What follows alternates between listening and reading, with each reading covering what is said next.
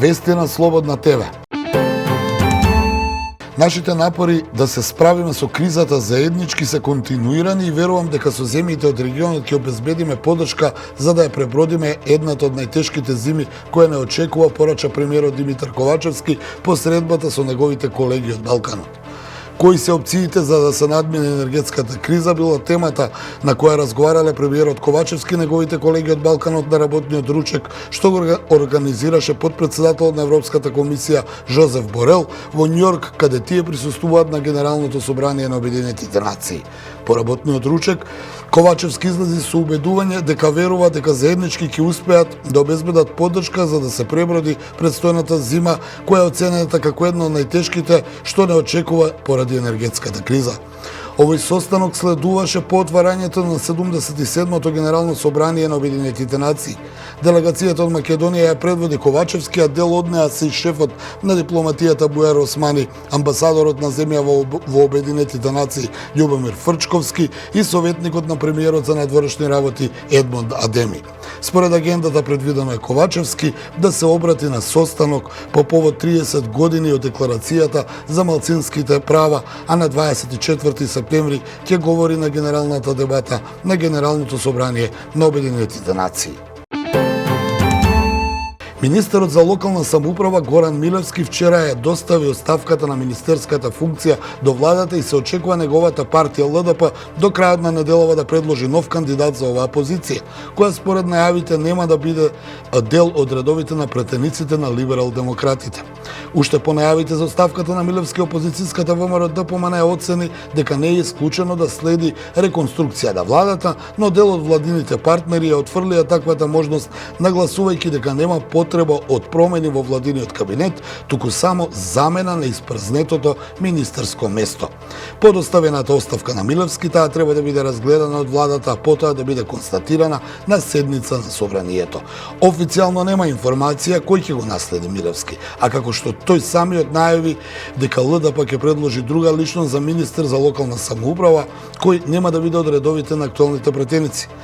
Милевски во изјавата додаде дека се повлекува од лични причини, а начело на ЛДП ќе остане до редовниот партиски конгрес во декември, кога треба да биде избрано ново раководство на либерал-демократите.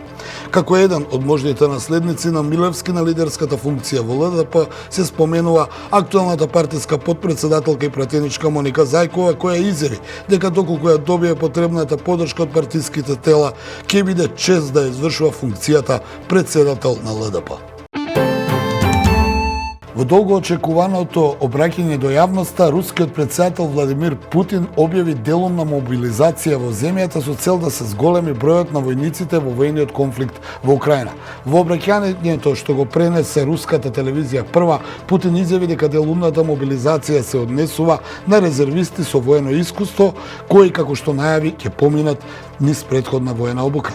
Путин рече дека го потпишал указот за делумна мобилизација кој ќе започне од денеска. Над 300.000 резервисти ќе бидат мобилизирани за да се борат во Украина, изјави рускиот министер за одбрана Сергеј Шојгу, кој на руската јавност и се обрати веднаш по обраќањето на Путин, рече дека оние што ќе бидат повикани ќе поминат воена обука пред да бидат распоредени.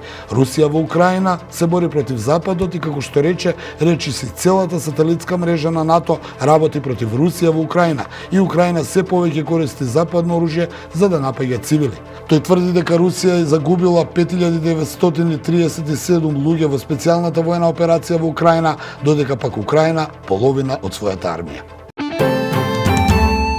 Светот се приближува до голем конфликт невиден од Втората светска војна, изјави српскиот председател Александар Вучич, зборувајќи за мрачните прогнози што ги изнесе генералниот секретар на Обединетите нации Антонио Гутереш на генералната дебата на светските лидери, во која тој зборуваше за неколку кризи, од рогот на Африка до Афганистан, споменувајќи ја најтешката во Украина. Обединетите нации играат послаба улога во светот, бидејќи големите сили презедоа се на себе и де факто го уништија поредокот на Обединетите нации во изминатите неколку децении, изјави Вучич. Тој посочи дека денеска е најголемиот собир во Обединетите нации и дека не памети дека имало толку шефови на држави, повеќе од 150, што тој го толкува како обид да се изнајде излаз од оваа ситуација. Времето денеска предпладне променливо облачно, а напладне и поплавне со повремени локални врнежи од дожд. Максимална температура ќе се движи во интервал од 14 до 21 степен. Во Скопје ќе биде променливо облачно со сончеви периоди и температура до 18 степени.